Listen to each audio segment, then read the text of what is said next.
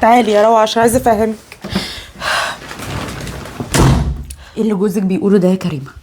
مين اللي كان هنا؟ يا روعه انت مش فاهمه حاجه. طب فهميني، رسيني. انا مش عارفه اتكلم، مش عارفه اقول ايه، وللاسف هو ظلمني قوي وقعد يهني وقعد يقول لي كلام كتير. كريمه دي فيها مصايب يا حبيبتي وسمعه ناس، وانتي وليا يا ماما مش هينفع الكلام ده.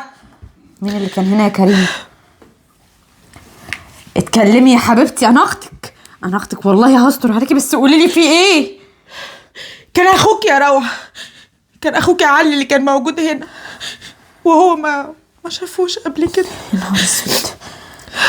وهو ظلمني وافتكر ان انا مع راجل غريب.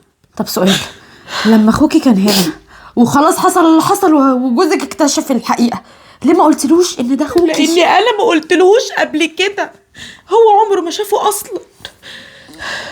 طب استهدي بالله وانا هطلع لعبده، انا اتكلم. مش عارفه اعمل ايه يا روعه، ده هني قوي يا روعه وقال لي حقه، اي راجل مكانه كان هيعمل اكتر من كده.